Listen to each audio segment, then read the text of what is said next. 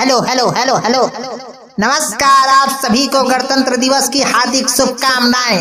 बच्चों, ये तारीख सिर्फ तारीख नहीं है, ये एक वरदान है जो भारत के हर नागरिक को अपनी इच्छानुसार जीने का अधिकार देता है, शादीशुदा लोगों को छोड़कर। ज्यादा समय ना लेते हुए मैं बुलाना चाहूंगा ग्राम पंचायत चुनाव के भावी प्रत्याशी श्री असरफी लाल जी को। आइए असरफी लाल जी, आइए और कुछ चंद शब्द हमारे बच्चों और देश के लोगों को कुछ चंद शब्द पेश करें।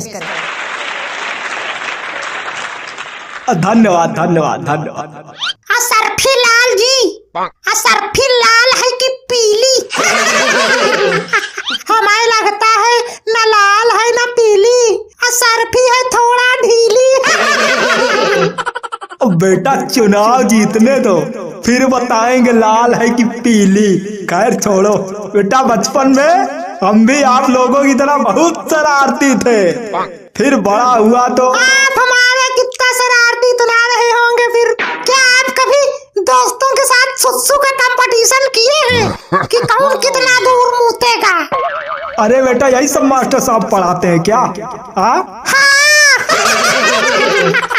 बेटा, कायदे में बैठो नहीं, संविधान भी नहीं बचा पाएगा, ऐसी मार मारेंगे।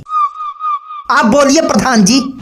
बच्चों, 26 जनवरी है, यही से खूब मौज काट रहे हो ना?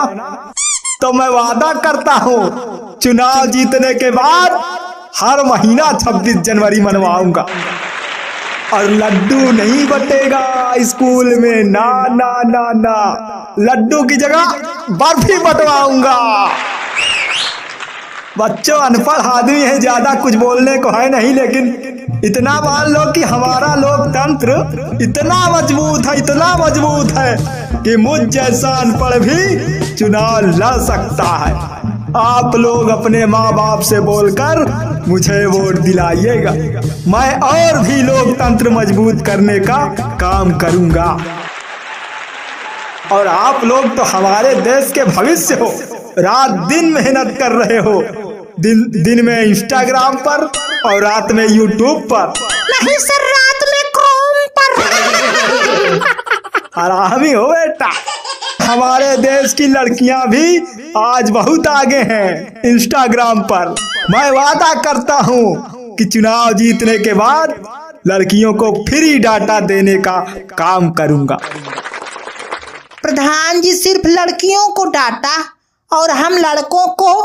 अरे तुम लोगों को फोन दूंगा इन लोगों की रील देखने के लिए। इन्हीं मुद्दों के साथ मैं अपनी वाणी को पूर्ण विराम देता हूँ और उम्मीद करता हूँ कि इस चुनाव मैं बाजी मारूंगा। बोलो भारत माता की। बहुत बढ़िया, प्रधान जी ने अपना उल्लू सीधा करने का प्रयास किया। अब कुछ बच्चे जो अपनी प्रतिभा दिखाने के लिए मंच पर आने को उत्सुक हैं, मैं उन्हें मंच पर बुलाना चाहूंगा। पहले नंबर पर हैं कक्षा 7 के बबलू शायरबाज, जो कविता में भाग लिए हैं। तो जोरदार तालियों के साथ स्वागत कीजिए बबलू शायरबाज का।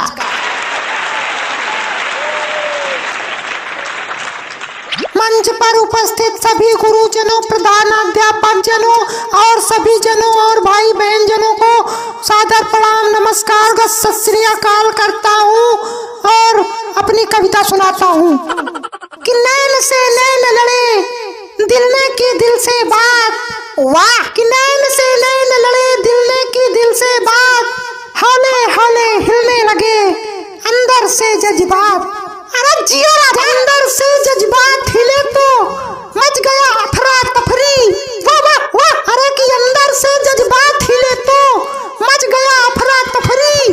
हाँ हाँ, लगा कलेजा धक धक करने जैसे बारिश में छतरी। क्या बात है, क्या बात है! दिल ने कहा नहीं हो सकती ये इस लोक की नारी। हाँ हाँ, जो एक नजर में दे गई हमको इश्क की बीमारी। मजा आ गया, मजा आ गया। सोचा जाके बात करूं, बयां दिल के जज्बात करूं, कि सोचा जाके बात करूं, बयां दिल के जज्बात करूं, कि ऐ हुस्न परी, ऐ नूर जहां, ऐ कमसिन कली, तेरा घर है कहां? घुटने में बैठा ही था करने को पर परपोज। अरे कि घुटने में बैठा ही था करने को परपोज, नींद खुली तो पता चला हो गया आज का डोज। अरे गजब धन्यवाद धन्यवाद।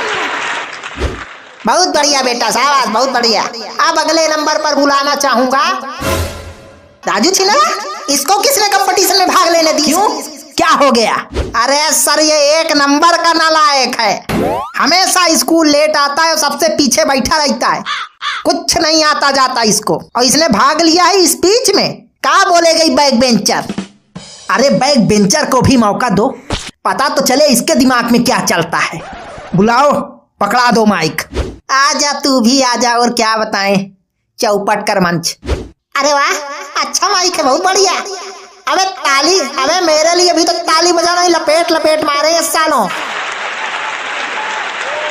सबसे पहले मैं मंच पर उपस्थित गुरुओं और हमारे यार दोस्त और नाजुक कलियों, स्कूल के चपरासी समेत समस्त ग्रामवासी, प्रदेशवासी, देशवासी, विदेशवासी, हर नागरिक को, उनकी 7 पुश्तों को और आने वाली 7 पीढ़ियों को झुककर, लेटकर प्रणाम करता हूँ।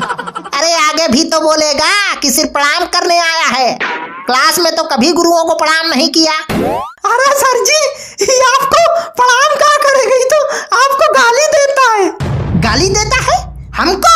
अरे आपके तो अम्मा बहन सबको प्रणाम करता है।